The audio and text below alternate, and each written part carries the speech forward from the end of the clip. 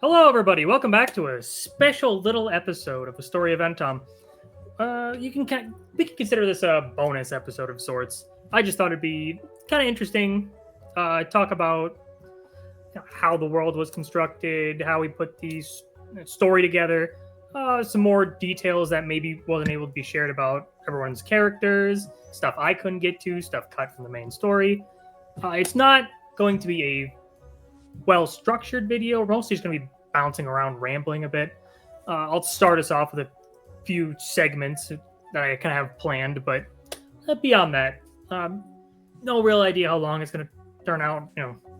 If there's one thing that you guys probably know about us is that we can talk. Yes. So, Yes. so right away, just going to jump in. Entom, the name, like most of these like kingdom names and whatever, are just based on words. Entom meaning entomology, study of insects. Yeah. Which we all knew, and I knew nobody that. thought it was related to Ents or any kind of Definitely lore. not. No.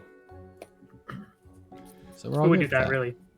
Look, Travis, how long have you been obsessed with bugs? Now, I like bugs a lot. Mostly, not like a touch every bug I find sort of guy.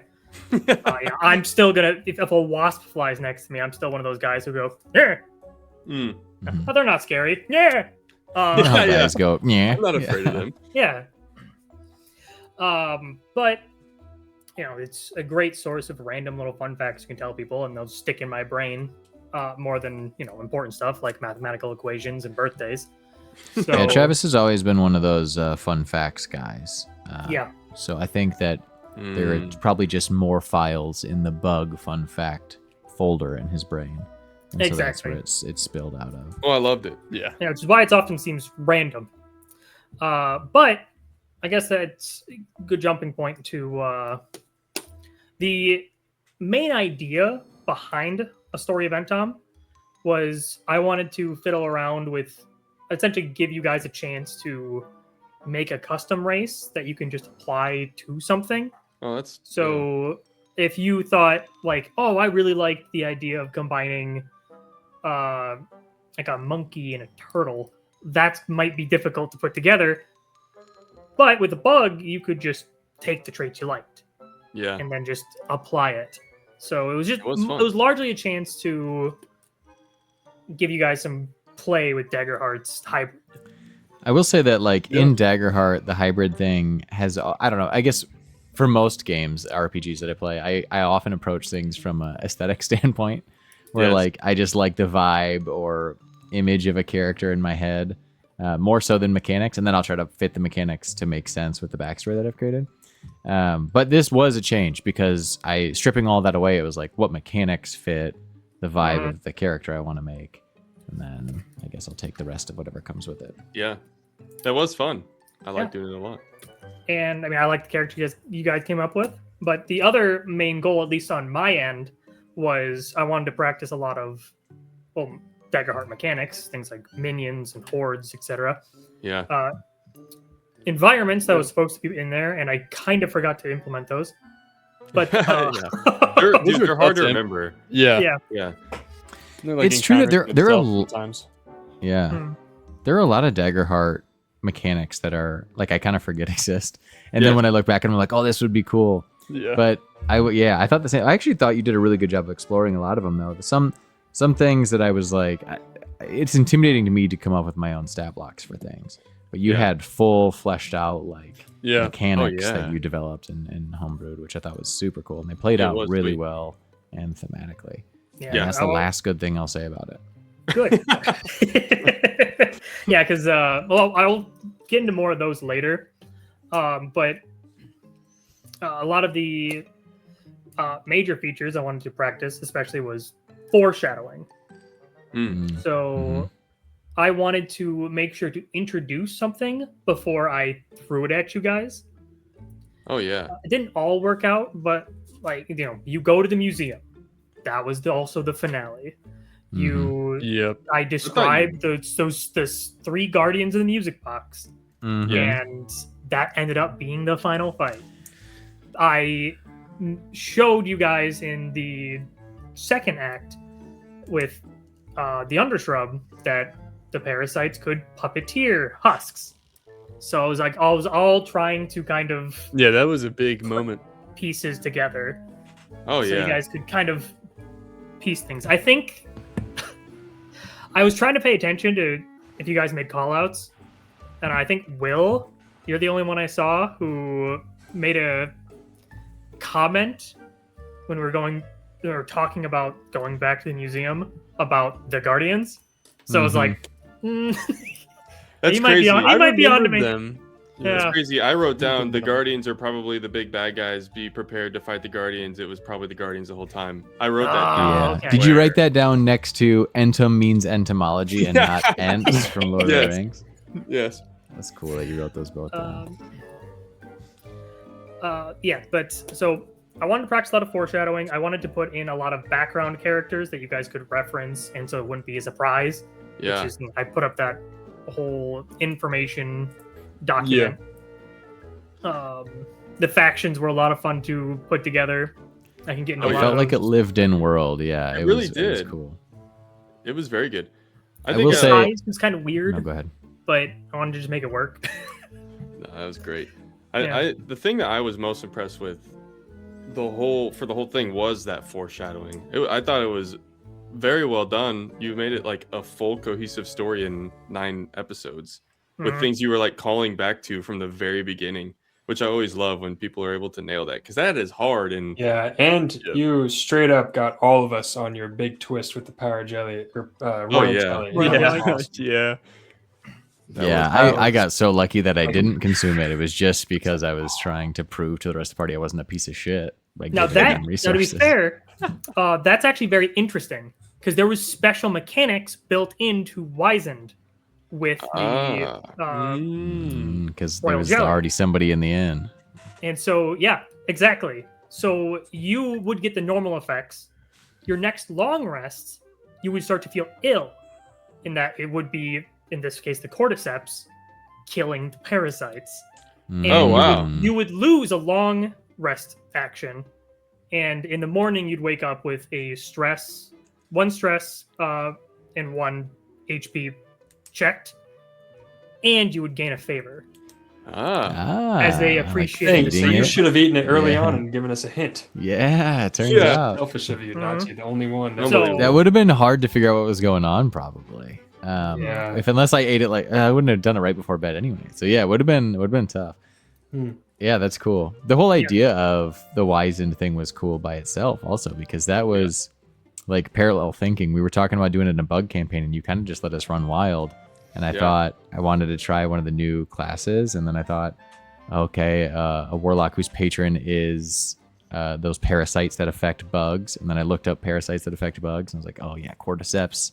Yep. And then I was like, all right, I got this idea. It's gonna be like a fungal infected insect that's his like patron. And you were like, oh yeah, there's a whole group of fungal infected bugs that already exist. And I was like, oh yeah, for sure. Now, to be Good fair, idea. Good idea. cordyceps were very Parallel. unique.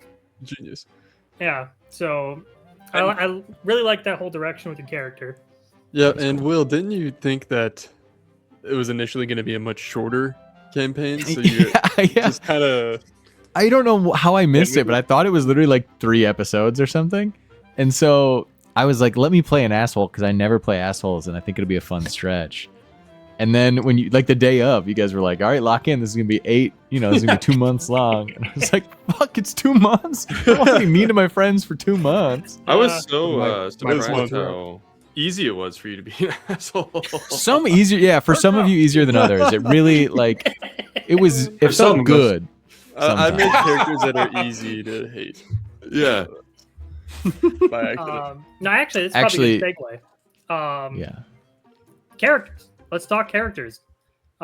Sorry, I actually did want to blow smoke up your ass one more time. No, I did want to compliment you one more time, which is on the idea of the characters that you had established in the world already. So like Genrol and like the 3 heroes and Yeah, Genrol was sick. oh god, my queen, my queen, Lunessa? Oh, Meghana? Duoma? Duoma. Yeah. Duoma, yeah. Duoma. Yeah, those characters felt so cool and epic and like so much stronger than us. And that's a really hard thing, I think, to balance. It's one of my favorite things in an RPG is when I get to play in a game where there is like this powerful being that you kind of see in the distance and like your party can't really fuck with. And like, Yes. okay, this world's bigger than us, you know, like we're not that significant. Yeah. But it's so easy in an RPG to have those characters be introduced. And like, since the DM or GM thinks it's cool, they're like, well, look what all they can do. And they just like they're like, you guys just sit there and watch them do fights. And like, I've been in campaigns where people they'll roll for them. And it's like, cool. I'm like, yeah, whatever. We're kind of watching you, and like, it makes you feel less of a hero in your own story when these characters come in and are just better at everything than you. So you did a really good job of me like appreciating these characters and loving that they existed without feeling like it stripped away any of the power of the player characters. I It's hard to agree. do. 100%. That was very well done and very fun, like he said. General was sweet. I mean, all of them were cool. Yes. But I have a whole segment especially about General. loved General. Yeah, General's obviously the coolest. You did a good job with your characters, but honestly, General was Yeah. I would also like to really quickly shout out your idea of the epigraphs before every episode was really cool. Oh, yeah. You just told a Oh, little yeah. mini story in between. Yes. Yeah, true. It was like the little cutscene we get at the beginning of each chapter of like Yeah. a video game or something. It's like, ooh. Yeah. That was It a also unique allowed way. me to use the Lunessa more. So Yeah. Sure. Yes. We knew which And one then was your the- favorite. what do you The mean? one, I think it was the second to last episode when we got to hear the voice of the big baddie in the background just for like one line. And then it was like, all right, back into it. And we're like, what just happened? Yeah. Dude, that was a really Yeah. cool way to do recaps. Because like that's all we needed Yeah. was that. And yeah, that was awesome. Yeah.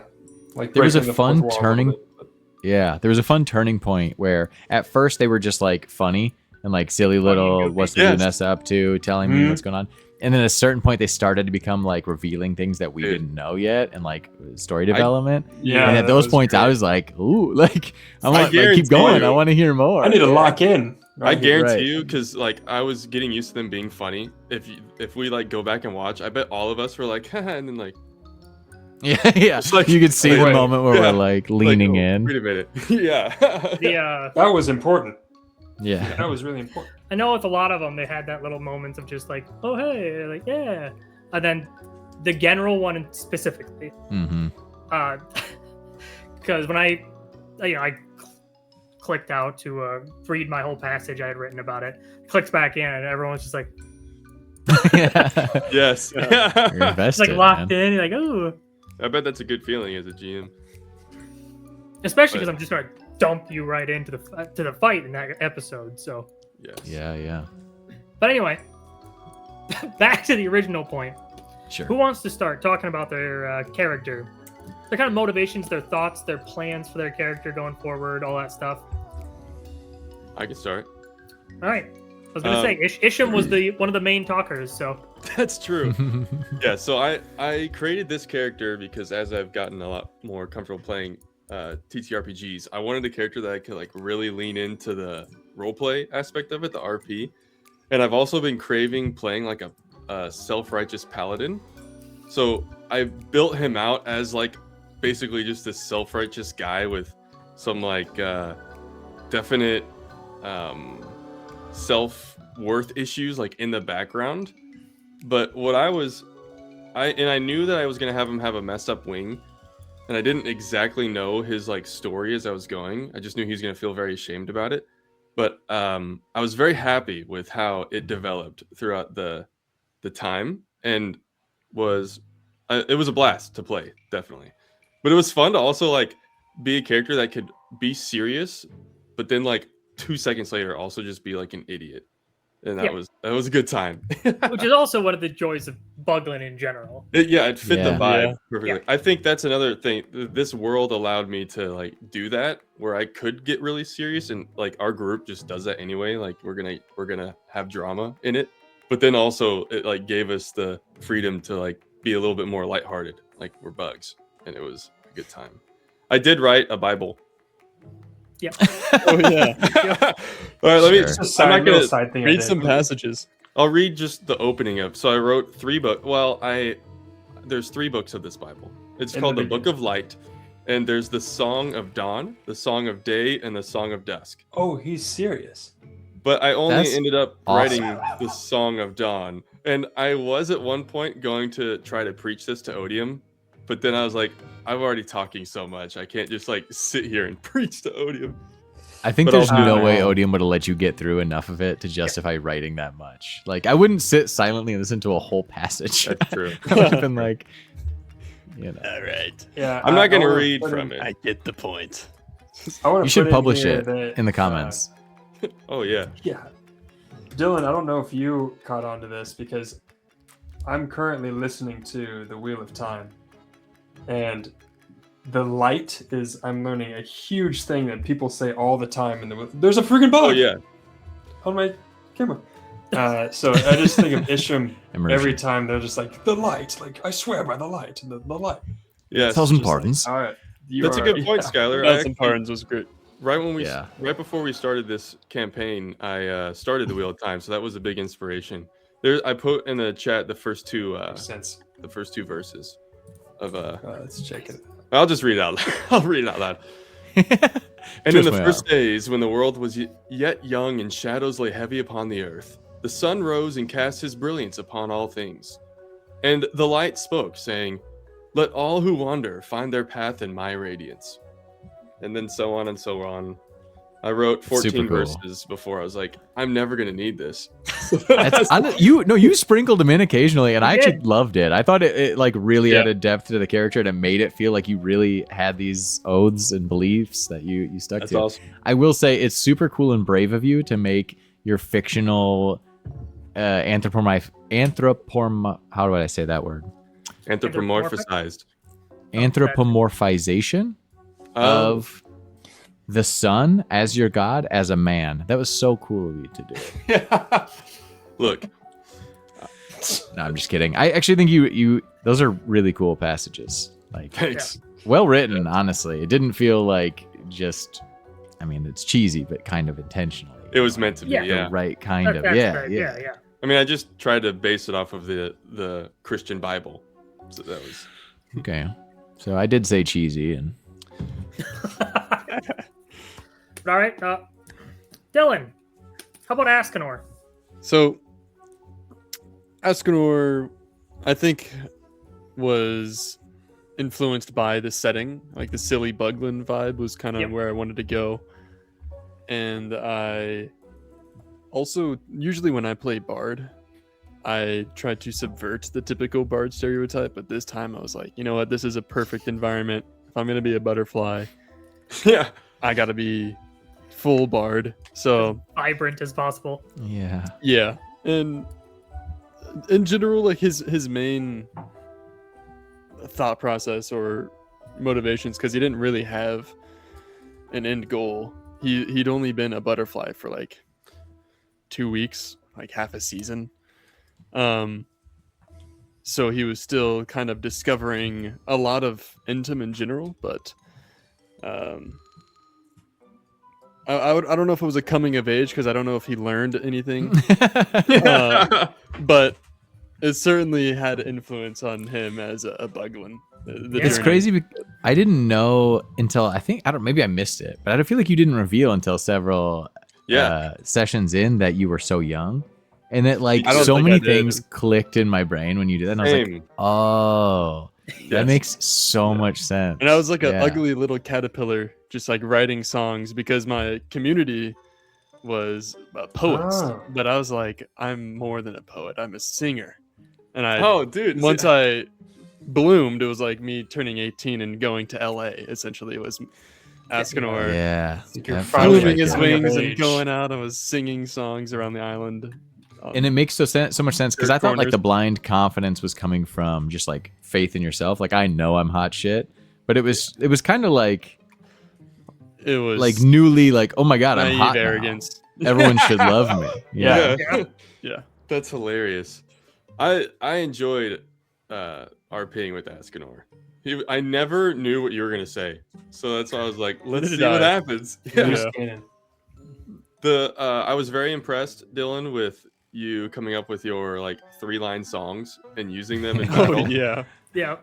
You had a different one every time. The The one that you did to Odium was The so diss funny. track? Oh, the diss track. Caught me so off guard. Yeah, I don't think any of us saw that coming. Odium. It's hard to be. I was really excited to get that one out. Uh, And I was like, no, guys, I need like Alright. real beats. It comes in so hot. I just like. I also Oh, was man. so vicious. I was surprised when you gave the like drawing to Odium that was like YouTube as friends. I was like, oh, what? To be Yeah. fair, that was definitely me just throwing a bit out there. But Dylan, Yeah, no, did you start running with it?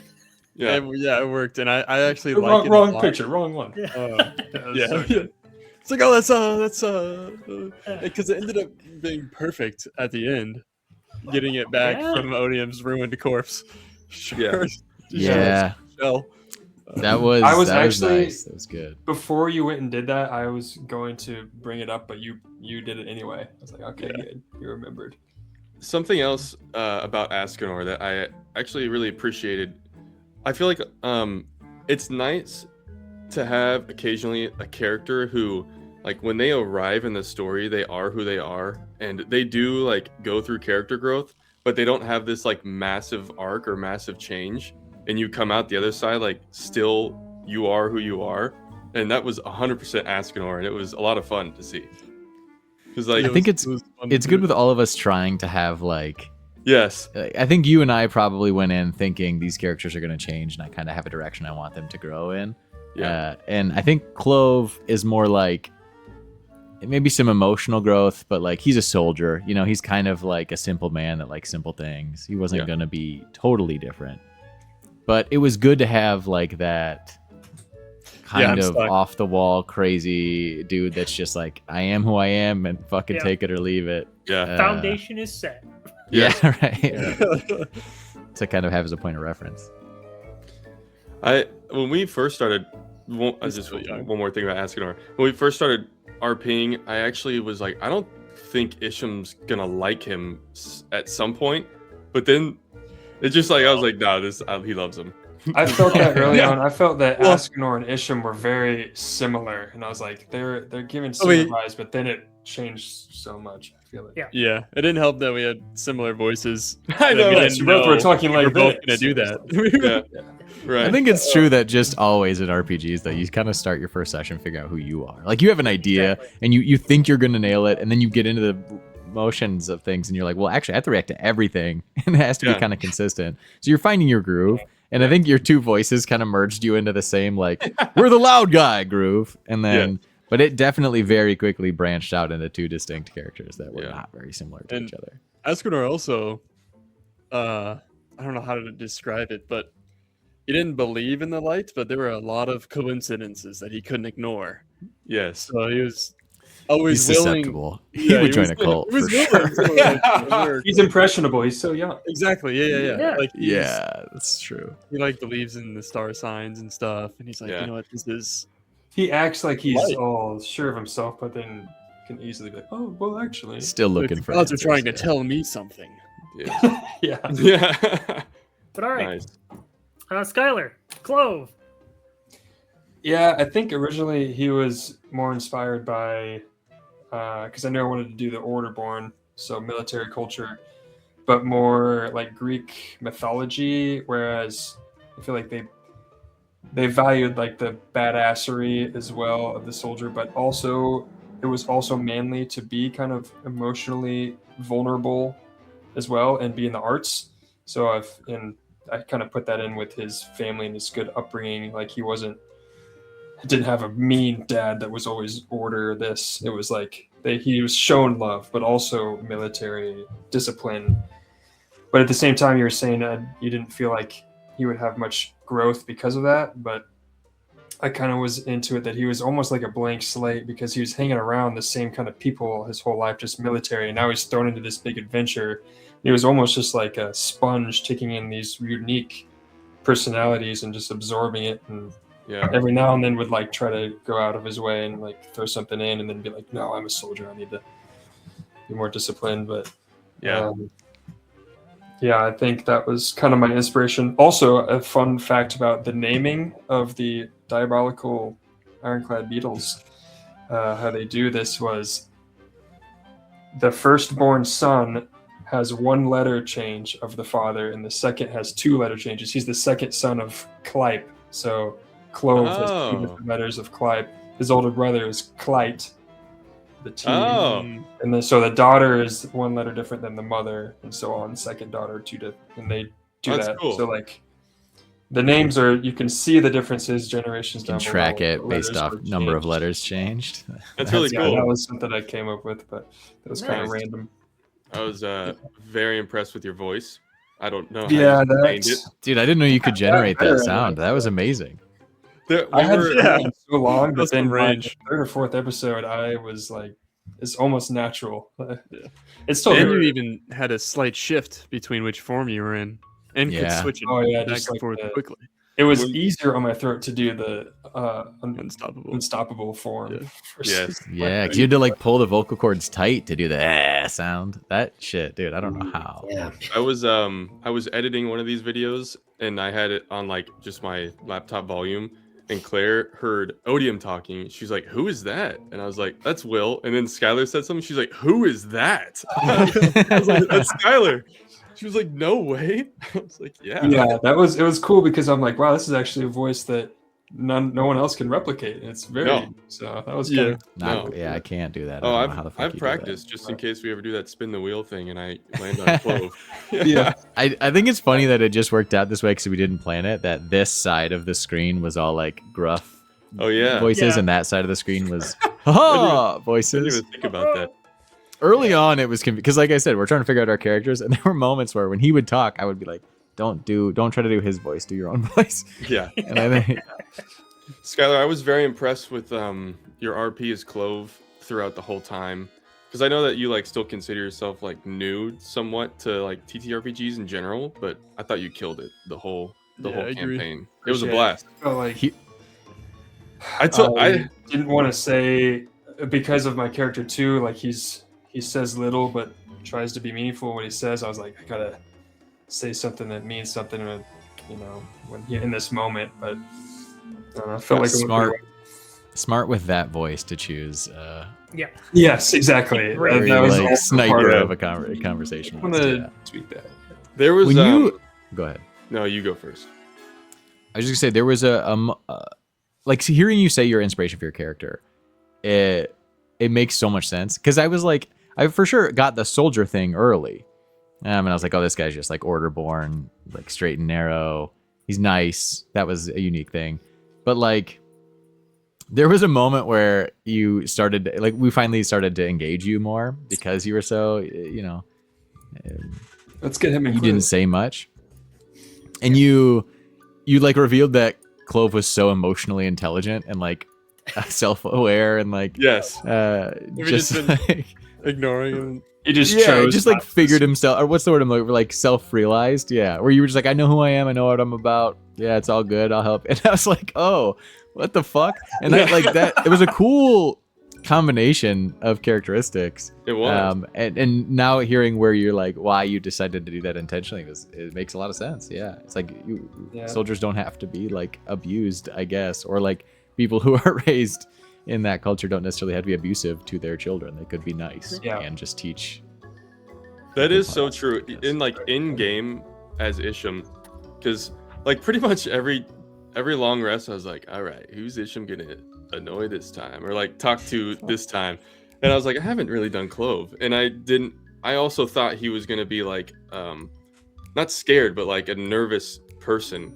So like I went over there, and then he nailed it, and I was like, oh shit, he's fine.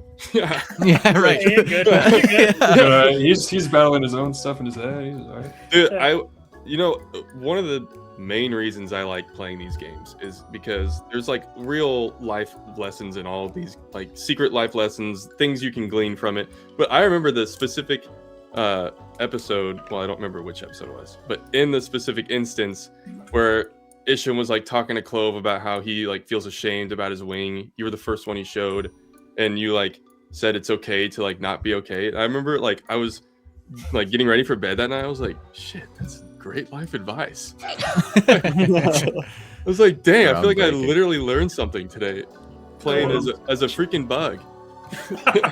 Yeah. That's awesome. Yeah. But all right. I think that says something about, how brothers interact, that you guys get to pass on life advice from an older brother to a younger brother, and the only avenue through which you can do that is a role-playing Dungeons and Dragons session. Buglin. Pretending Because you're to be never going to have somebody that else. actual conversation. Yeah. As bugs, yeah. As a bug paladin talking to a bug fighter. Right. Yeah. All right. Round this I out. think Will.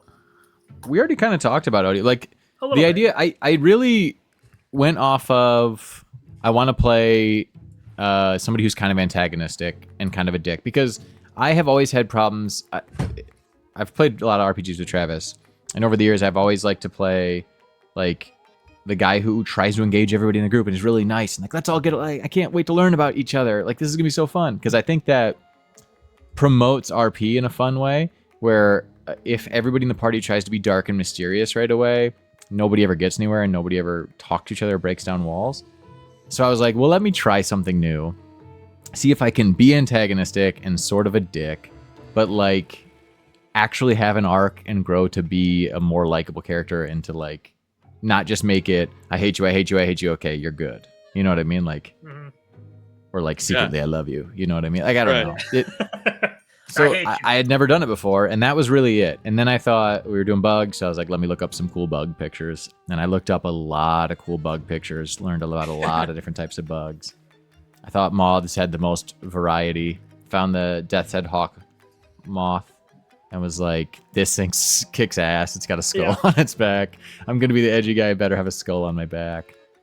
And then the Warlock thing.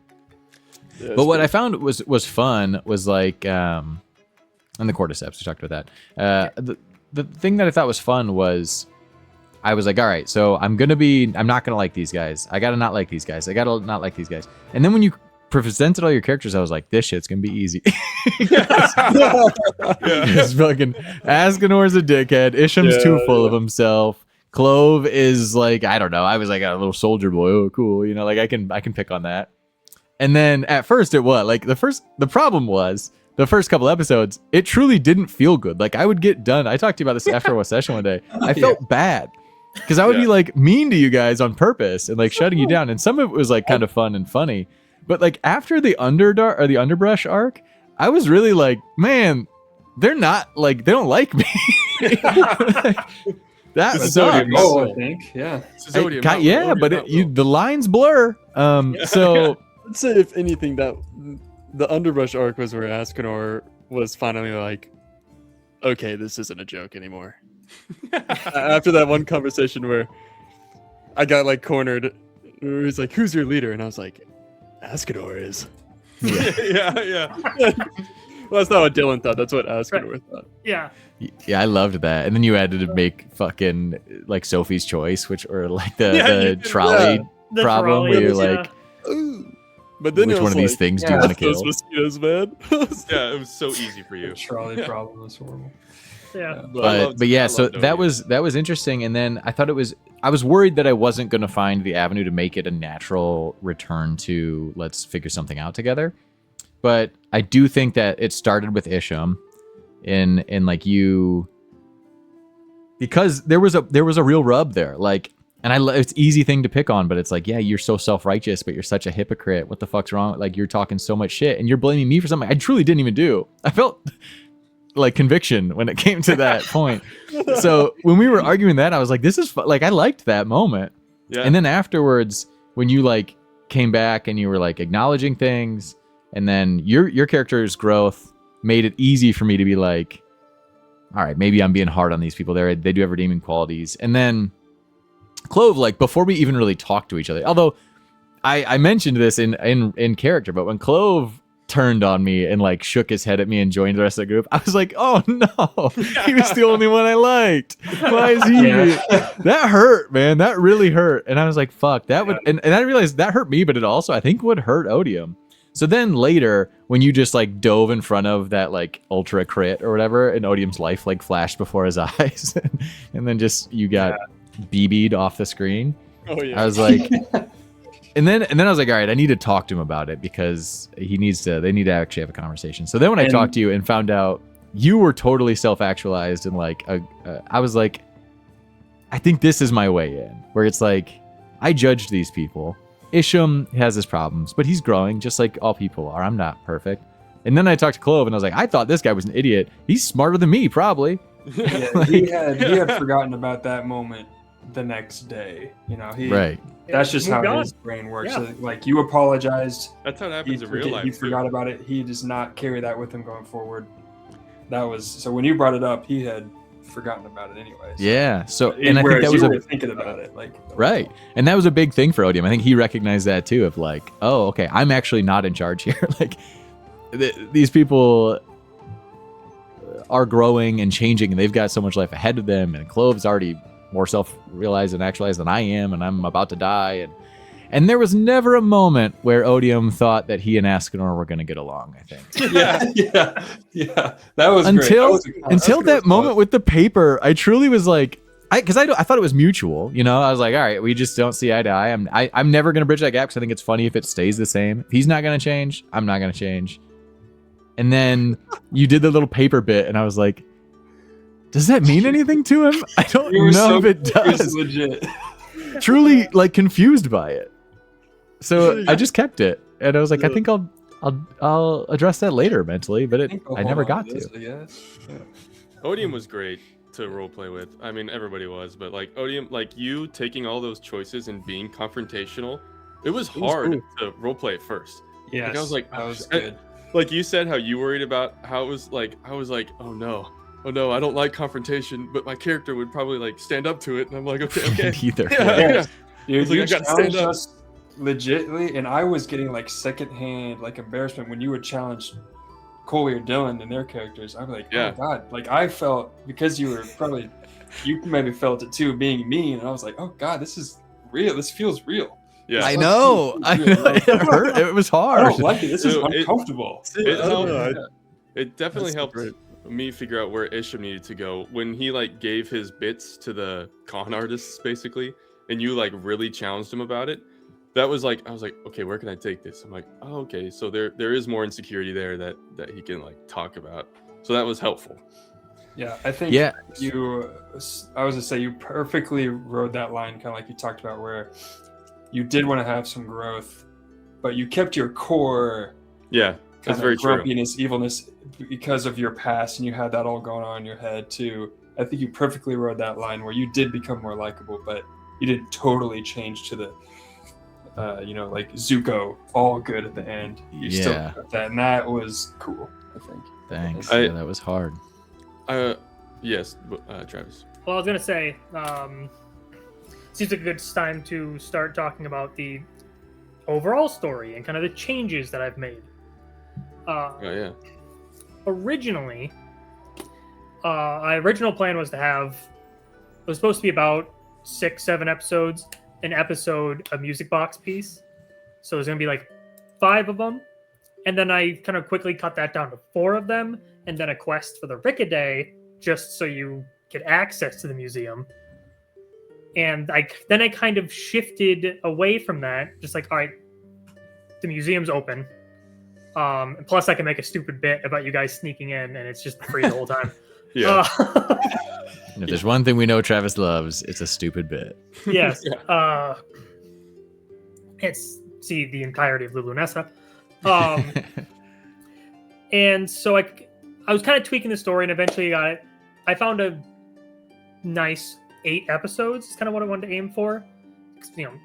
It was still kind of running off our Daggerheart hot seat DM or GM sessions. So it was like 4, 8. There we go. That's enough time for me to make a solid story. And so I had to start chopping things. Originally, the first arc, besides the swamp town stuff, was supposed to be dealing with termites. You were supposed to go to the Platod Hills, where you would meet a bratty queen, because you would get a mission to go save one of the ants' agents who got captured. That would be your introduction to Sidel, originally. Yeah. And Sidel would also have a cellmate. You can probably guess who ended up being that cellmate, No way. considering who keeps showing up. That's awesome. So that was sweet. Yeah. So that was supposed to be the introduction to the companion characters that would later play a much bigger role in the finale. Mm-hmm. And then I could also introduce. The original plan was to have a small part of it where you deal with the Might Kill University, and that's where Lubel would come in. And a lot of that kind of got cut out, largely because the bratty queen idea was just shifted over. Because immediately afterwards, the canonical story would be going to Duoma. And then just rotten queen to rotten queen felt kind of bad. Right. And the later I pushed off Duoma, the more confidence you guys might have. And I did make some abilities for Duoma. Yeah. Like that chain lightning. She had a chain lightning ability. You saw the shocks from her. She had a sting move, which if you got hit, she would have disadvantage on the attack.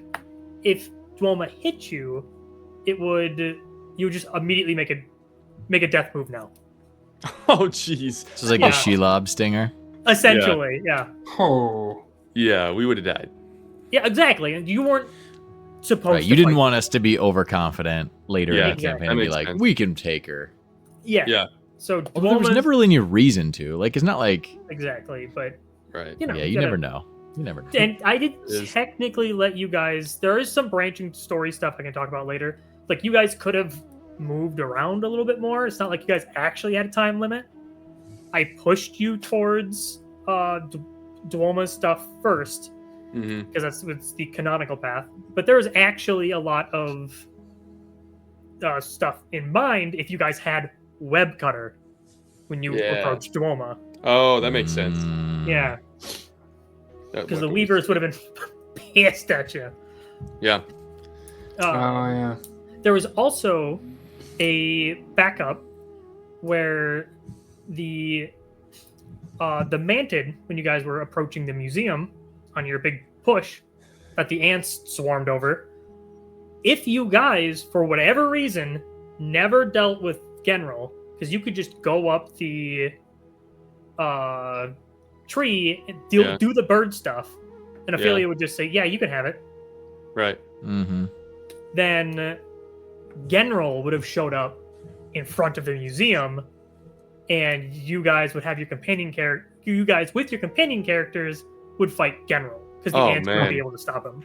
Yeah. Oh, wow. That also would mean you guys would go that second half of the story without Web Cutter. Yes. Which Oh was yeah, it's so true. dealt a lot helpful. of damage. Yeah. That is- I That is wanted secret Web Cutter weapon. to feel legendary. It felt legendary. Absolutely. I Yeah. can Yeah, it vouch was- for that. That's Oh. also a tough thing to balance as a GM because you want there to be legendary items, but you want people to feel like they get good stuff. But if you give one guy a legendary item, it can sometimes have a feels bad thing. I never felt that way. I never felt like, oh Yeah, man, me I wish neither. I had that because that wasn't really my character's deal. Yeah, Clove wouldn't have wanted that. So yeah. I actually worked out. I designed the Gosmer Ward as a clove item. Yeah. Mm. Yeah. No. So and immediately you leveled up and took bare bones. So I was like, okay. Right. So then, I mean, Isham just.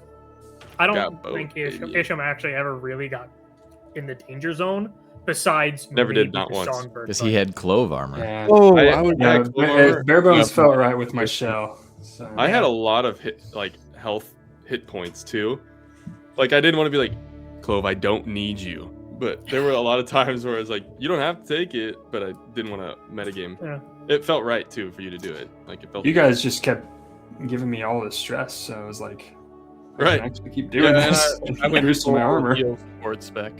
Mhm. Yeah, because there were definitely times I had to hold back for sure. Where I would go. I several never times, took like, a I'm point of sorry, you have HP. to- Like, sorry, I never leveled got up to take a double point of point. HP Mm. because so I had I was always on the cusp of death. If I ever got hit, I was fucked. Yeah.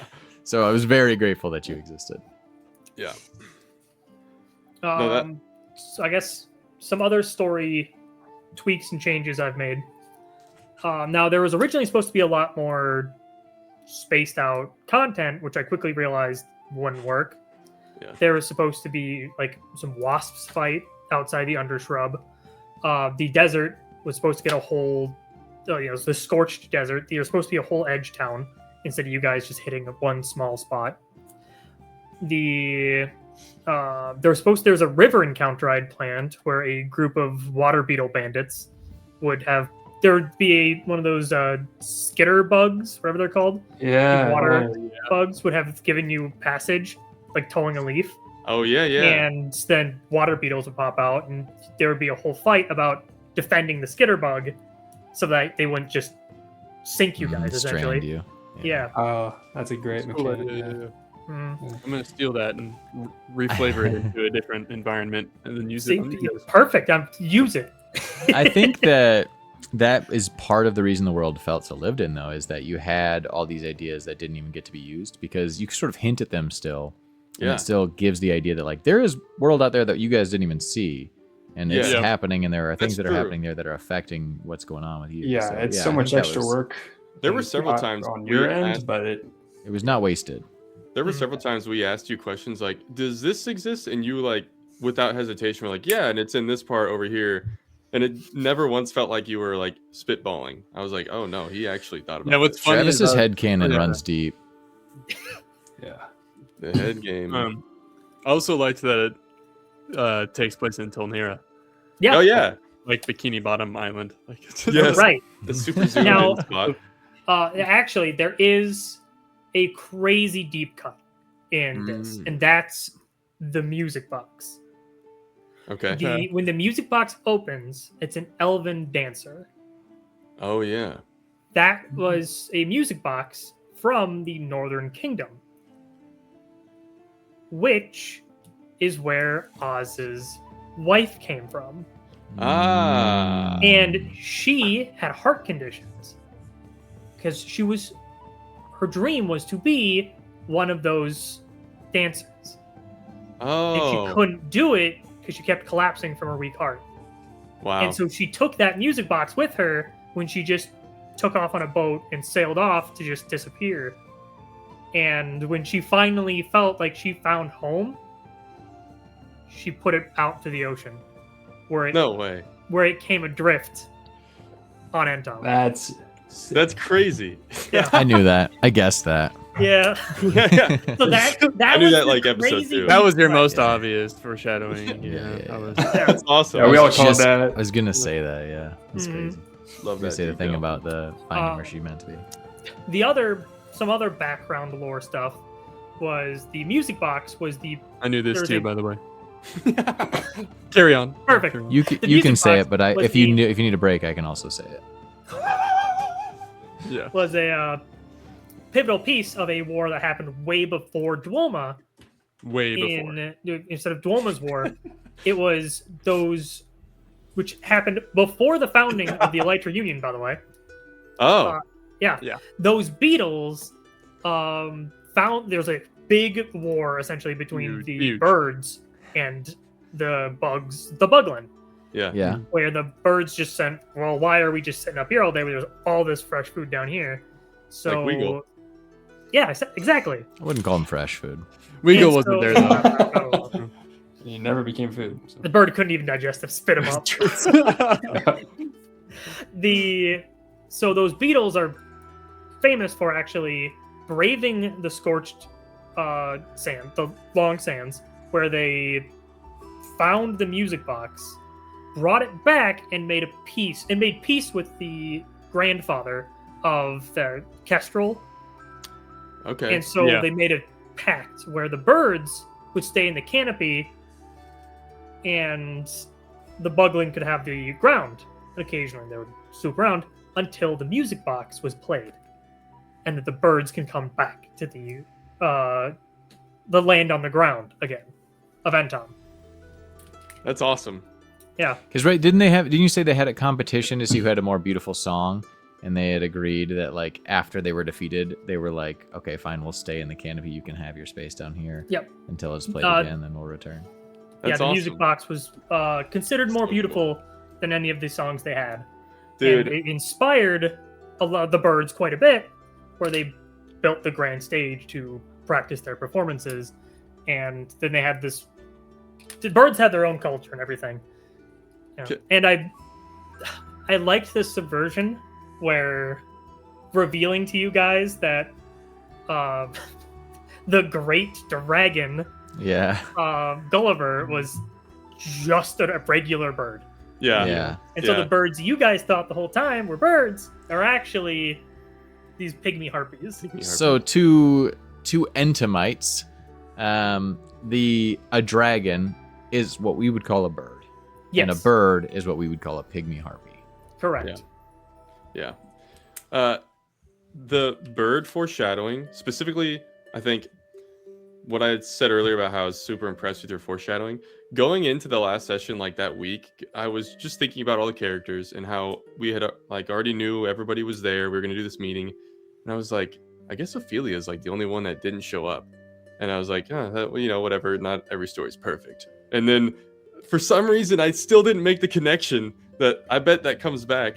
And then when like the music played and you're like, that's it, like from the villains, I at that moment it dawned, I'm like, oh shit, this is awesome. Yeah, that was so cool that was like the last resort for the Bugman race was to call down the birds to save us. Yes. Which is it's so dope. So when they were trying to use the music box against Duoma, the birds would just calm down. Yeah. And that would have helped anything. Right.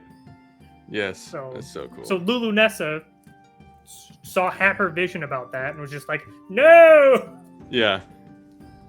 Can I ask you some questions? Yeah. Psych. Actually, I have a question before you ask Travis things that's relevant to what we were just talking about. For Clove, which is based on your backstory and like the trauma that Clove had with those birds. How do you think he feels about the resolution and them sort of being the heroes? Yeah, I guess I didn't even think about that much. I think your guys' or our encounter with the birds, I think he in a way made peace with it. Like he got to challenge them in a way and get his own personal like closure with it, I guess. He was still angry at the end, but he realized like there's nothing I can do. I'm nothing to them. They danced, they toyed with us. Yes. And he was just like, I guess this, maybe in a way he'd be like, if they're gonna do anything, at least they save us, Well, that's fair. Yeah, that is interesting. Yeah, I just thought that's gotta be a hard pill for him to swallow. But I mean, he had already kind of come to terms with it when he was up there that he's like, what am I gonna do? I guess vengeance. Yeah, I think just a death after trip. that he almost views them like the Attack on Titan Titans, like they're just these beasts that just cause chaos, but there's nothing we can do about it. There's no reason to get emotional about it. They don't have feelings toward you. It's like they just do what they do. So yeah, no spoilers. Also, Early that seasons was- of Attack on yes. Titan. One thing I did forget to mention near the end, which I kind of realized it wouldn't really fit anyway, but the Gulliver situation is solved. Because after the whole music box incident, Ophelia mentions Gulliver to the Kestrel, who then just goes, "Oh, yeah, I got him." Oh. So Nice. yeah, the next time Gulliver shows up, just and he's done. So Wow. Dope. Nice. How big are the harpies compared to a seagull? the seagull would probably be still bigger, but it's the same thing of like a little peregrine falcon taking on a. No, totally. Yeah. Yeah. I mean, it didn't have to be bigger. I was just curious for my own. Yeah, the largest creature I imagine you guys interacted with was Duoma, and then next would be Gulliver. I pictured her as. oh god, I didn't Yeah. picture that big. I That's crazy. I pictured She her was- like, She was scary large. yeah, and her Driders den are and, huge. Like bringing Yeah. us in there is just like this giant thing. Yeah, that's why I never once thought about even attacking her, not even a little bit. Okay, a lot I of our have design some was to push questions. you guys away from that. Yeah. Yeah, you had some questions? Yes, the royal jelly. Was there ever a chance if we would have like failed enough that we would have had to like fight one another or like hit one another or something? A lot of that stuff came around near the end, that session was already kind of stretching, so it's kind of cutting some stuff back. The original intention during that fight was whoever had royal jelly, so it would be for Isham and Askanor, you guys would roll a d6. Yeah. And if you guys rolled a 1 on that d6, whatever you're doing fails. Oh, that makes sense. Clove would be 1 or 2. Because you Ooh. had 2 instances of the parasites. Oh yeah. Okay, that's really cool. Yeah, I like that. Yeah. So that was the original design. And because originally, then yeah, you guys turns out you are heroes, but you guys didn't have the fortitude and resilience of, say, Genrol. Understandable. So yeah, you guys Or odium, for No one example. does. Yeah. Yeah. So you guys would have failed if Lulu Nessa didn't pull a distraction tactic, Yeah. Okay, cool. which was also part of the big reveal of Lulu Nessa. Goofy the whole time, but then she can pull out a little badassery at the end. Oh yeah, Mhm. I loved it. And I thought she actually died. And when, Oh, yeah, when like me I too. was the one that saw that she wasn't dead, I was like, man, like my RP instinct is to be like, guys, she's alive. But like I get what she's doing, but like she doesn't need to do that. Like we can still rally. It was a funny 100%. move. It was Yeah, a yeah. good it was a very good Entom move, which is Yes. like Yeah. Yeah. this is all we're taking it very serious. We're playing it as though it is life and death. At the end of the day, it is silly bug people. Right. Yeah, Yes. no, I It's really very like Lulu Nessa. it, which is why I didn't say Yeah. anything. I was like, yeah, that fits. My next question. Because this is a stereotype that or a trend that happens a lot in TTRPG where it's like you introduce a meaningless NPC and the group attaches to it and like won't let them die and make sure that they are with them all the time. Was Weagle actually supposed to be important? Or did we just like make him so by how much we loved him or not loved him? Yes. Yeah, he was supposed to be important. Cool. There were few opportunities throughout where he could have died, but Oh, okay. generally he was just that extra joke Yeah. through the campaign Yeah. that shows up to help you guys at the end. Yes. And plus it's also just kind of like you meet like Sidel, Lubel, Red, all these tough characters, and then there's just this literal guy. yeah, yeah. And I loved him. the main one was during Gulliver's fight. Hmm. If you guys retreated immediately, that would have resulted in not getting the Gosmer Ward. That was the perfect result. You guys did enough damage to Gulliver where he just went screw it and left. Yeah. Sweet. The first time you dealt 3 damage to him, because he had unlimited HP, you guys couldn't actually beat him. If you did Figured. 3 damage to Gulliver, If it he would bleeds. spit out Weagle. If you guys left immediately, Weagle would be gone. from the Oh, campaign. well, good thing we didn't. Also, with the Would have been a if you- shame. if he spit out, if he did 6 damage to him, he spat out Hatcherbatcher. Oh, Yeah. which we Thank did, God, right? my Yeah. uncle. Yeah. Yeah, Yeah, Yeah, Saved he's got him him up. out. Yeah, You you got a guys good end. saved Hatcherbatcher. Yeah. Yeah, that's right. Yeah, because he went to Saved the perv. him and Mhm. Luke. Found out he's a pervert. Yeah. Which was a cool There little was- twist for Clove's backstory. There was also Oh, supposed to fun be a for an scene HRP. that I was considering a lot of stuff for the epilogue, and one of the Yeah. scenes I was considering was a passing over Swamp Town, where you Oh. would see some mosquitoes flying, like waving out and saying like "Bye, boys," and then you'd see Yeah. that ladybug with Hatcherbatcher going like "Bah!" That's awesome. That's awesome. So Hey, if we would have killed Regal, you could have had the worm. Weagle, yeah. Weagle, yes.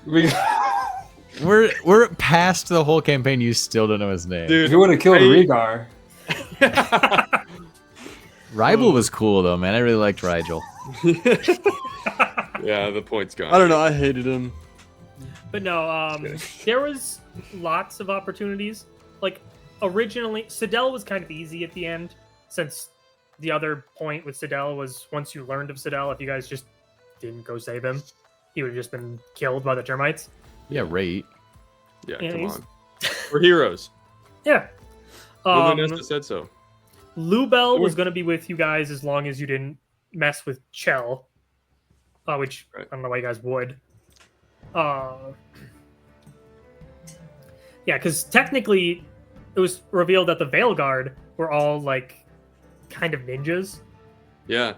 Yeah, so a lot of Lubel's abilities, she fought by just reaching into her fluff and then launching out a little stone needle. Ninja Star. Yeah, Yeah. Shuriken. Very Yeah. cool. kunai more, but That's what I meant. Fuck. Wait, edit that part out. yeah. Start over. I have one more question.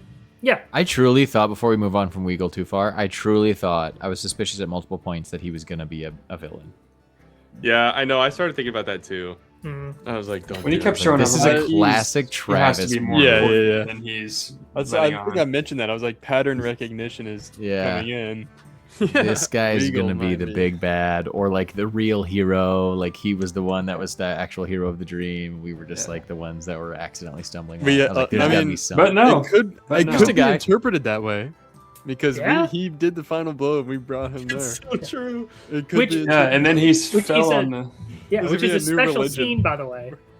If Weagle ended up dying at any point, that scene would just never happen. Yeah. Oh, nice. yeah, yeah, right. you guys actually And- did it, but And then canonically, there would be one left, and it would Yeah. all start over, and we would have lost. Would have had to do Bugland season 2. So you're Yeah. welcome for keeping. but Weagle don't have to worry safe. about that. Outodium. Yeah. My last question. Before the campaign, Travis had texted all of us, or like messaged us when we were preparing, and said to come up with a question that you were going to ask Queen Lulu Nessa. Yeah, Oh, I'm yeah. just curious what Oh, everybody's just question Oracle was. Or yeah, sorry. Oh, yeah. The Great Oracle. Hottest The I Great time Oracle. apologize. 1,000 Yeah. pardons. that I never got to sing. Yeah, I'm what actually curious if you still have that song. I do, somewhere. Here it is. Wow, it's kind of long. We go. Ascanor is here at your service.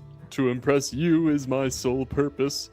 Oh, Lulu Nessa, your beauty is beyond the surface, for you are more than just an observance. And then I have an asterisk raise hand to cue the group for the chorus. Where I would gesture to you three. Sure. I only have one request. Should you grant it, I will be blessed. I am serious, this is no jest. Please task me with your most glorious quest. And then I would kneel. No way. Wow. Every line. Dude, yeah. you're kidding me. Your question was to be tasked with the With the Glorious glorious quest. That's crazy. So another reinforcement She for read your Ascanor's ego, which definitely needed feeding at the time. Dude, so when we got She knew before I assigned asked. the quest, were as Ascanor, were you just like, oh my god, it came true, and I didn't even have to ask. Yeah, a little bit. That's But I was also accomplished. sad about it too. So I was like, mission "Aw." accomplished. Yeah, you didn't get to Little say. That horse. could have been my moment. Like, yeah. Clove, what was yours? Impress Lulu Nessa. Mine was kind of talked about. It was I was sent by my father to ask about the fell dragon Gulliver that has been ravaging the eastern coast. Do we need to send an army to help, or should we fortify the western coast from an attack from another dragon, perhaps, but more than one? dragon? Ah, Yeah. nice. And then we ended up saving your uncle from Yeah. that same dragon. From That's the true. dragon. So It was that's- us that she sent. That was good. Yep. My question was pretty obvious. It was, how do I cure the plague that had afflicted me that was Yeah. self-imposed? And I sort of revealed that in the backstory. So Yeah, mine was Mhm. probably pretty obvious too. Mine was something about like, is it conceited of me to want to fix my wing, or should I accept who I am? Is essentially what it was. But yeah, that's cool. I thought that was you like subverted our expectations immediately by like Yeah. you're like, come with this question. You're like, yeah, you're not gonna ask. It's like, yeah, oh, exactly. Yeah. yeah. Yeah, that's funny. I was like, oh, But I do like that still made as a character me have to, and especially being like an Right. antagonist, have to be like, why the fuck would I agree to do this quest for you? You never showed me that you can do anything. So I was like trying to be in pusher and be skeptical early because like give me a reason to do this fucking thing. Yeah. And then I was like, just let me at least insight check. And then I think I like rolled really high on my insight check, and you were like, you gave me enough to be like, there's something about her. I don't know what it is, but I guess. Yeah. I remember describing it as she's like looking through you. Yeah, right. And I actually made a comment with Red where he mentioned he talked to her and he felt like she was looking through him. Mhm. Oh, cool. So yeah. So I did call that back. I don't know if you guys awesome. remembered it, but Yeah. And there was enough of that because, also like the idea of seeing what's inside him was relevant in this situation. Where she's acknowledging, I know what you're going to ask me. You should do this. I remember the Odium's moment of acceptance during that scene. You're just kind of okay. Like, He was Which- desperate for direction, so. I also gave you kind of an open end with Dwoma anyway, where Right. it felt kind of bad, where Ascanor got a magical item which he never used. Yeah, I had it pulled up and I was ready, but the situation never came up for me. Yeah. There was also a different version of that, the Spiteful Crown. Depending on which. I put it side on I a went piece of with. paper that's separate from my notes, and it's gone now. But Yeah. essentially, the idea existed. was based on all for one or one for all. So Yeah. That's very good. yeah. But and then I'll get into Isham your stuff in a second. But the poison, I was just gonna say, here is a poison fueled by hate. And Dwoma is essentially saying, you direct where that hatred goes. Yeah. And then I was just going to kind of let you play with that tool. Yeah. It was dude. really fun. And I loved because I'm trying to make my character have this arc of sort of love, really, or like at least affection. And so that was a fun thing because it was like, as he's growing closer to these people around him, he is kind of losing his grip on this thing that was his only answer. And yeah, he could have pulled that trigger right away, theoretically. But there was already enough at that point to be like, let me just see this last thing out. Yeah. And that's why when the time came where I was like, I mean, his whole goal was to remove this thing. He had the tool the whole time. And now he's seen this whole quest through, and this is the final piece.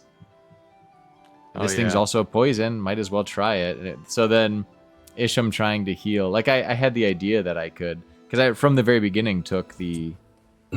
when you're at 1 HP, everything has disadvantage against you. And that's why I didn't level up my health, too, because like that'd be kind of fun to play just, like, on the edge of death at all times. And I can up my evasion by hitting attacks. I was like, this would be kind of fun. Yeah. And then at the end, I was like, all right, this has got to be it. Now or never. So then Isham coming in, I like that we got that final moment of like, no, let me have this. Yes. I was going to, as Clove RP2, if you didn't run up, I was still going to, even though they were magical attacks and he knew he couldn't block it, I was still going to jump in front of you and watch it go through me and like kill you right in front of me and just like, but that didn't end up happening just with the RP. Yeah, dude, I want to talk about Odium's death, definitely, because this is the first character that we've had that was meaningful that had a death. We've had some one shots for like some like stupid one shots where a character died and it didn't matter. But this is the first one that mattered. Like I loved it. I love that you did it. It was perfect. And I still, as Isham, was like, please don't do this. Like I did not want you to I die. hated it as Clove. Yeah.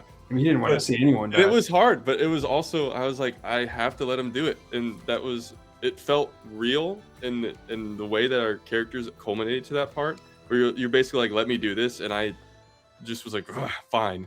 Whereas like, I don't want to, but I'll do it.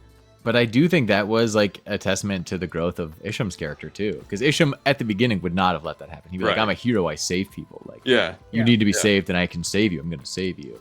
Right. But to let somebody do something that he doesn't agree with is his growth, right? That's true. No, I loved the way you did it. And I knew when you like went down, I was like, I guarantee he's gonna do the Blaze of Glory. Like it fits. What else would Odium do? It was time. I had forgotten about it. Yeah. Oh, it was so good. and I was gonna say that Odium, like, finally, as his husk was sitting there, finally, like, went out with a smile on his face, because that was the first time he was truly happy, you know? He was, Yeah. like, empty, but at the same time, his heart had never been more full. But I kind of liked that it just happened. Yeah. It just happened. It happened. His husk blew away, and that's really how it happened. It wasn't like the music was playing slowly and the leaves were floating through the air. He just did it. Gone. Yes. And it created enough of an opening so that the Weaver could get in. But other than that, it was over. Another thing too, and this is kind of, I don't know if this made it feel more real to me too, is when you died. Like, I didn't know you were gonna, obviously didn't know you were gonna do that. None of us did. But then when it happened, and then we all three grabbed the key, and I think Travis, you like asked Isham what he was gonna say, and I was like, I feel like I need to have something really powerful to like say here, but like I just couldn't on the spot. I'm like, man, I'm like shocked. Just like, fuck it, let's turn this shit. Like, I just it was just like shocked that my friend Get this died. over with. Yeah, it's like he's gonna die now. Yeah. That moment was incredible, but I still think my top moment that I had that I actually got goosebumps and kind of emotional with was when freaking Isham released his wings for the first time. It became a ray of actual light. Oh, Yeah. I was like, this is the coolest thing. dude, on a crit. That was a too. full culmination in like Crit was like his amazing. character becoming this is his That was so one that awesome. he's been working toward. Every episode he has become his own god and is diving. Yes. It's a Yeah. perfect idea, Well, it was a just perfect in example of the dice helping tell that story too. Because like Yes, critting yeah. on that moment is so. Oh, yeah, it's I perfect. love And what's it. the best part is, it wasn't even an actual crit. Yes. It was It was a Weagle. a Weagle surprise. crit, It yeah. was a regal Yes. crit, dude. You're welcome. The Weagle crit was Don't forget to crazy. It would have been the worst possible roll if not for Weagle. Yes, that's true. There's a 1 and 2. Right? That's the Yes. Weagle difference. Oh Yeah. man, that moment was amazing. Wiggle I effect. agree that I couldn't believe that happened. I was like, this is fantastic. And even then, like in the moment, I'm like, okay, Isham has learned not to gloat about it. So I like purposefully didn't like say some like cheesy ass line about being the light, because I'm Just like, let it be he's cool. just doing it now. Yeah. You Yeah. didn't have to say you Just showed. Yeah. Also, There's the part of speaking of cool moments, I loved the narrative flip of you describing what it would look like us breaching the door from the inside of Yes. the room. Yeah, Yes. That that was was very sick. cool. That I thought was that'd be fun. awesome. Like, show that we are actually, like, you know, we see it from our point of view. So to us, they're the scary thing we're fighting. But to do love them, that. we're just this unstoppable force that keeps marching through all their barriers. Yeah, Yeah. they can't stop you. Askenor's wings. Yes. Yeah. Awesome. Yeah, Oh, I wanted man. to. Yeah, I just, for one, I just felt like that narrative moment where it's the end. You guys Mhm. are the heroes at this point, and I just kind of wanted to kind of turn the mirror around and show you guys essentially what you are now. Yeah, That's cool. Mhm. it's so good, dude. Super cool. I love TTRPGs. I love it. The storytelling's great. amazing. It really was great. The world was great. So I guess Character interaction. a few more things to cover. Let's talk about Genrol, Yeah. Yes. Sure. because Genrol is, I would say, is technically a poorly designed boss, as he would actually doesn't give players very much feedback. Mm. So it was an immediate risk putting him in, because you guys jumped in with a team attack, which is a great, by the way, worked out perfectly, and Yeah. immediately he just pink Yeah, and just stopped it in its tracks. Yeah. it is true. We didn't even touch him. Yeah, and I kind of wanted to elevate how strong Genrol actually was, but it was just scary because if you guys immediately lost motivation to the fight. If Yeah. you tried to escape, if you gave up, got frustrated, because there was very, very little feedback. But Mm. luckily, you guys picked up on the fact of, he doesn't have unlimited stress. Yes. So You guys Yeah. kept going. I Yeah. think I would have appreciated it even more if I actually realized how huge Duoma was, Duoma and that was. he beat Duoma in the past, and Yeah. it's like how small compared to her is insane. Dude, Crazy. he was fun to fight. I mean, Mhm. I never once, even though we weren't touching him, I wasn't getting frustrated. I was just like, how do we beat him? Yeah. It's more like I trying thought you to made it. critically think through it. I thought you made it clear enough that there was some amount of stress accumulating, that we Yeah. were making progress. It didn't Yeah. feel like he's gonna fucking kill you. Yeah, yeah. Exactly. And the first time you did the little where Yeah. he like hesitated, and I was like, oh, there's something here. Like there's a goal. Yeah. He's Yeah. going Yeah. upwards. Something, yeah. Mhm. Yeah. I mean, he was dope. And also, I had a banked crit. I just gave myself a crit I could just use whenever. What? Largely just to show off the fact that he's holding back on Web Cutter. Oh yeah. And so when the crit happens, he slips for a second, and then the parasites can use Web Cutter on you, which did that ludicrous damage, See, which Clove super tanked. the Yes. first time you said Oh that, yeah. I remember that moment. And I remember the first time you said that was like his slip up. I interpreted that as you saying that was his one moment of like sobriety where he was like, Yeah. die! And then, Oh I'm like, yeah. wait. You interpreted it the opposite way. Yeah, where it was like it was Ginril hitting you with full strike Yeah. with his intention. I was like, why? Oh, They're Bro! both trying to kill us. yeah. There's no way out. Yeah, yeah. Uh, No, I had a lot of fun with him yeah. and his weapon. Yeah, was really cool sweet. character. Yeah, I wanted a lot of character focus in essentially kind of the past and present. Because there's all these Yeah. great people from the past, and you're essentially working with the people of the present who will replace them. Yeah, that's cool. Yeah. Yeah. So that was a lot of inspiration, especially with I wanted Apilia to be last, because one, that involved the royal jelly reveal, and I wanted enough time for you guys to start sipping. Yeah. Which is also why Genrol and the Songbird were so important, because that whole arc was about fighting these two giant fights. Yeah. Which is weird to think Genrol was the mid boss. Yeah. Well, he wasn't even not even a fourth of his It full. was the floor. act. Yeah. But yeah, so I wanted, when you guys were starting to peak at your power, the Meghana fight to feel overwhelming. You guys were in an angry nest, completely against the odds, holding on. Yeah.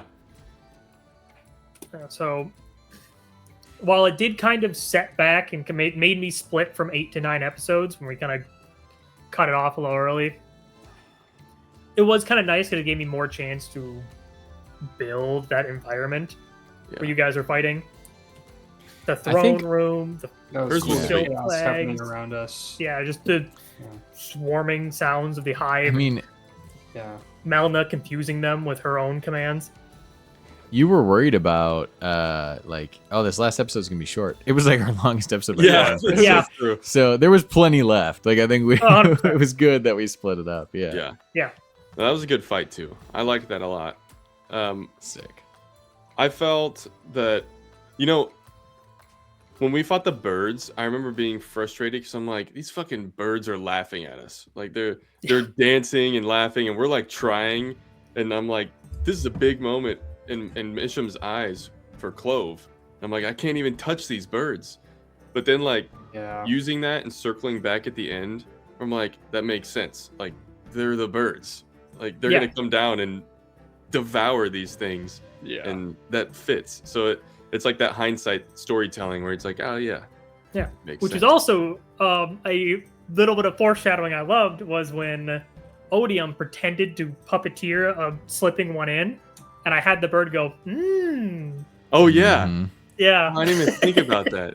Ah. yeah. So that was a little foreshadowing bit of just like, well, that's where it's gonna be. Yeah, Yeah. Oh, that's good. Yeah. The final battle too was sweet. I thought. Yeah. Like yeah, being I able love to a big battle epic before. battle.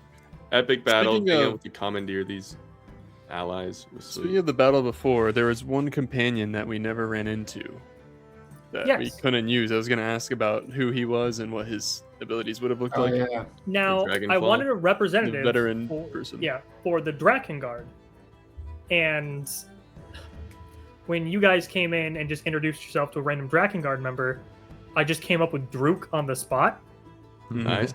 And because he was supposed to be a dragonfly, and I just made Druk a dragonfly because the Drakengard are, largely dragonflies. Right. And it was in my notes. It was just going to be a currently unnamed commander who would heard about you guys, wanted to come help as his group of Drakengard to help you guys out. And Isham, you had that moment where you asked to be friends with Druk, and he's like, "Yeah." He's like, "Well, can we come back here?" I was like, "Oh, you guys will probably never see me again." Yeah. Yeah. And so, yeah, if you guys sided with the Drakengard over which was kind of a leftover from the earlier design where it was a little trickier to get the allies on your side. Mhm. Yeah, it was just kind of a who you siding with sort of thing. Yeah. Druk, if you looked at the companion list, you would see Lubel gives +2 max stress. Druk Mhm. would be the one to give +2 max health. Oh wow. Okay. And he had a lot of his abilities were about repositioning and essentially just emergency healings. So he could heal people, where Lubel would give stress. So he was a Or, rescue he could heal helicopter. stress, and Lubel pumped out hope like crazy. Guess that makes sense that Lulu and Nessa told us to go make friends. It's like, wow. Yeah. Literally. Yeah.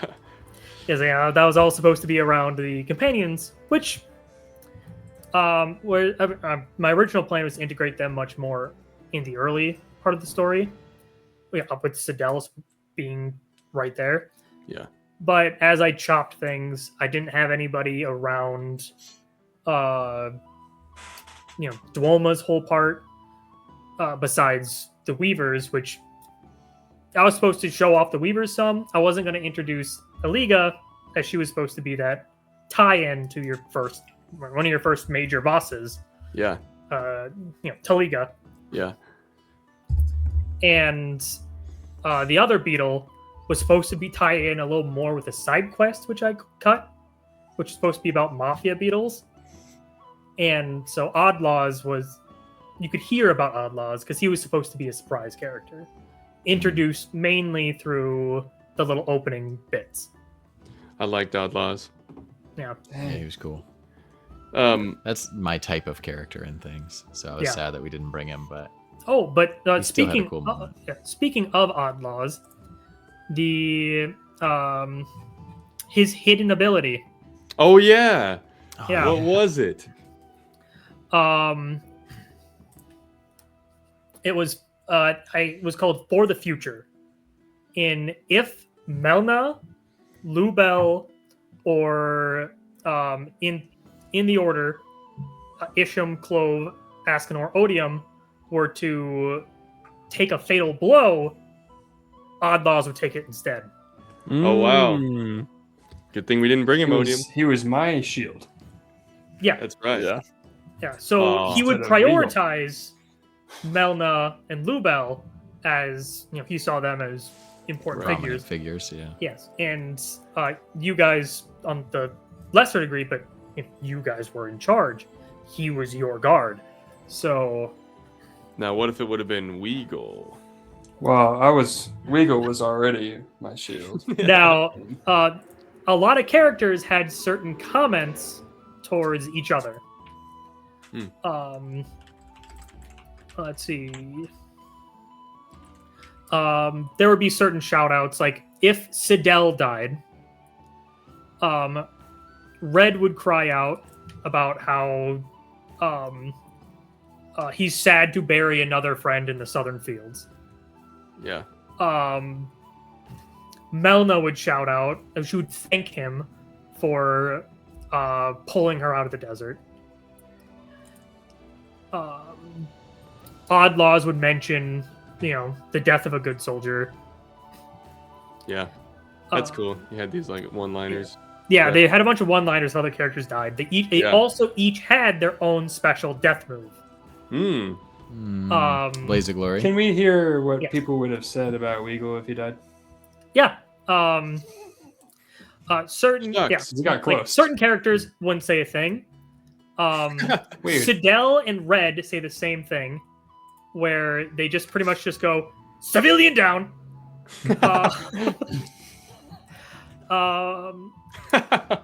Aliga mentions that the emergency rations just became the rations,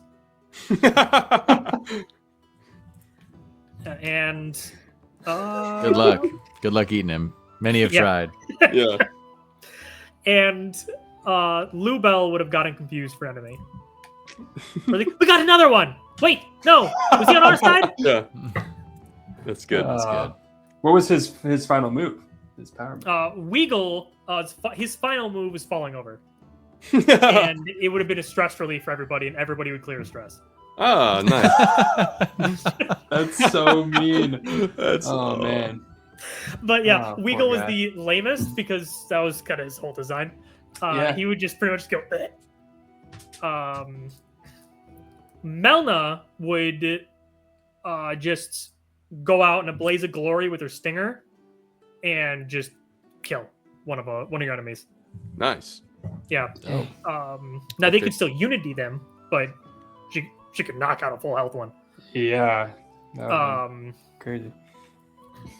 Lubel says a final prediction, and you guys would max on hope. Ooh, nice. Ooh, Wow. We should have killed her. Dang. Sidel, his passive, give him all you have, would be give him some more, where he just attacks 3 times with advantage, each time getting more messed up, and each time also adding momentum tokens. Yeah. Yeah, so Nice. he would just boom, boom, boom until he physically couldn't do it anymore. Mhm. That's cool. My boy. Yeah. Oddlaws would shatter. And just his last push would just shatter the chest cavity of one of them, removing their ability to unity. Oh, nice. Mm. Yeah. Red would permanently just lop off one of their weapon arms as he's going down, giving them permanent disadvantage on attacks, Nice. and their difficulty would permanently decrease by 2. Ooh, Sick. that Yeah. is. Boy, It's Red. crazy that you thought of all these and they Yeah. just never even had to matter. Yeah, it Just never keep came him up, alive. but just in case.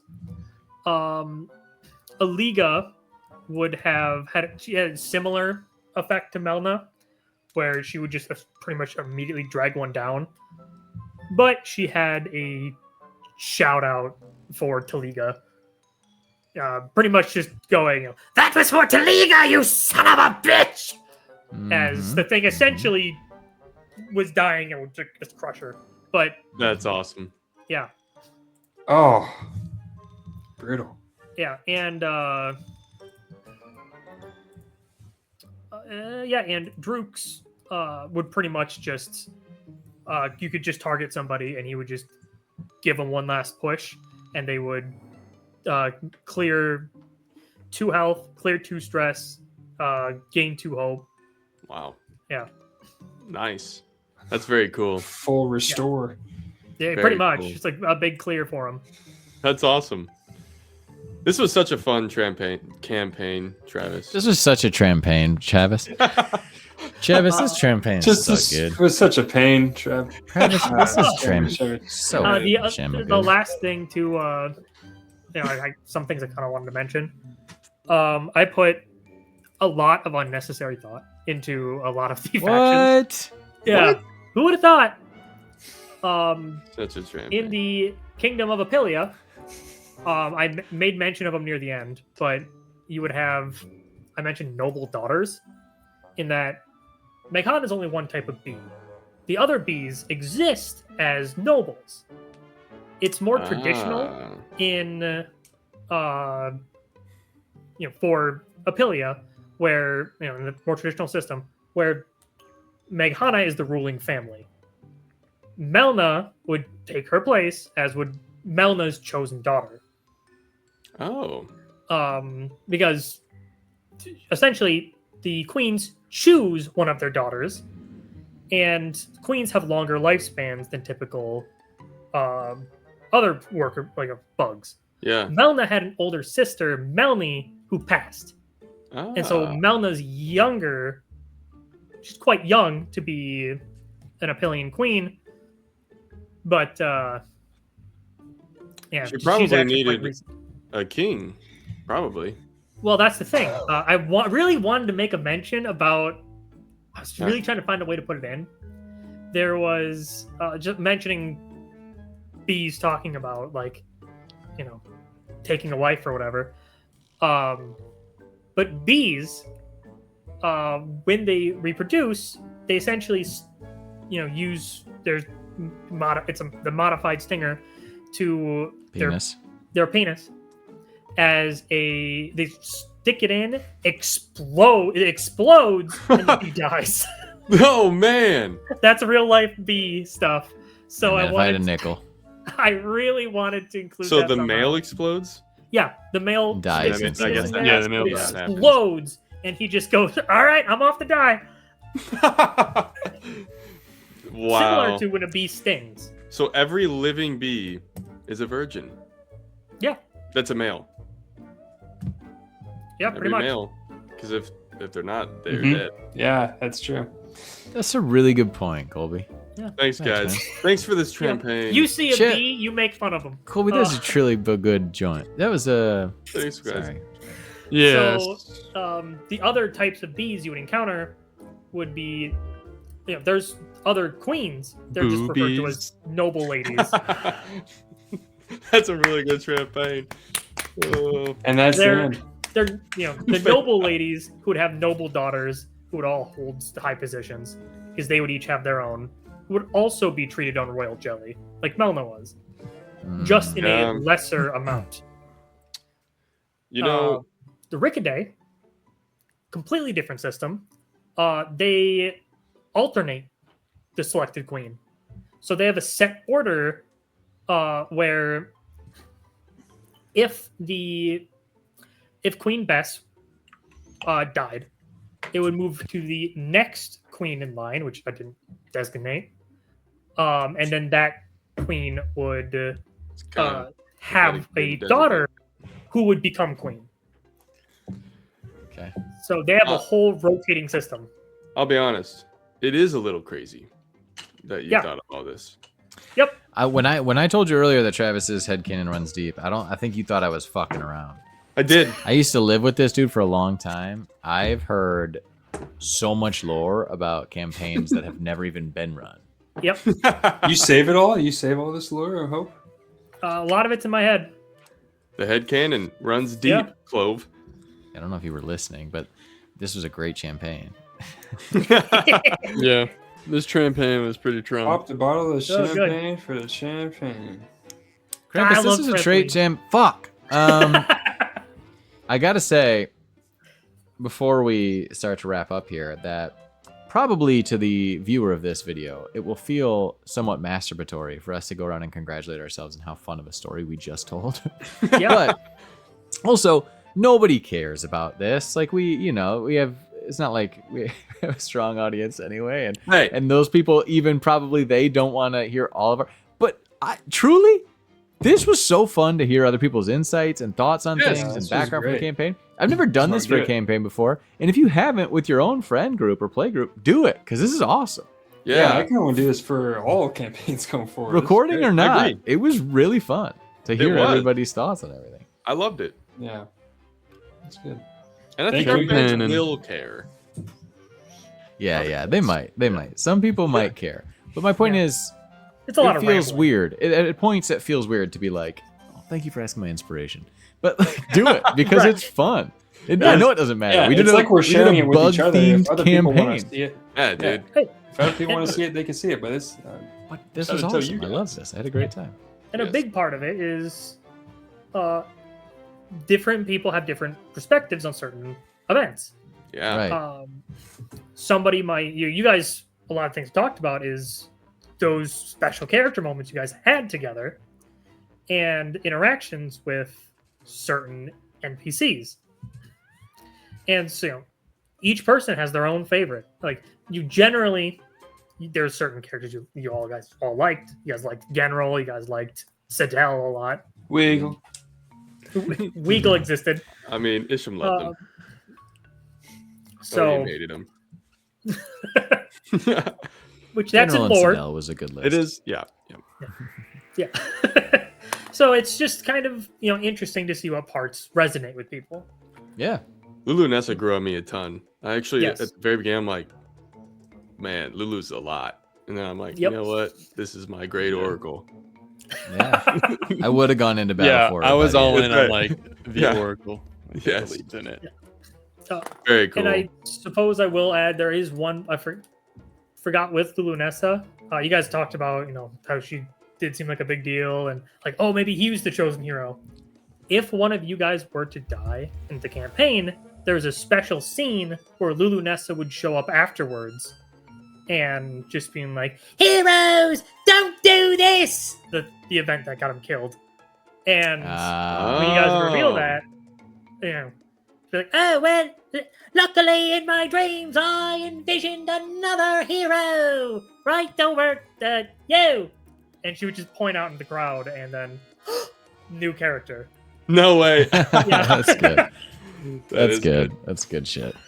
Yeah, so that was the backup. Nice. Too bad we never got to see that because that would have been really That would've been powerful funny. and profound. Yes. So Well, she was great. really towing the line between actually impressive and just con artist. Yeah.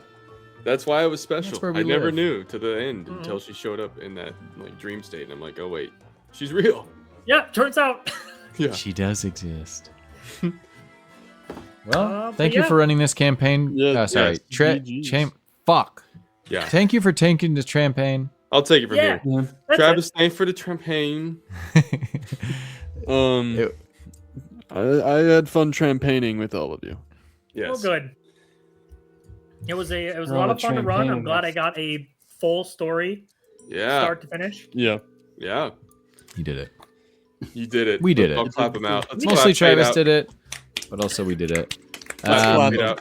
Let's clap Travis out. Smash Bros. You lost screen. Fade out. Yeah.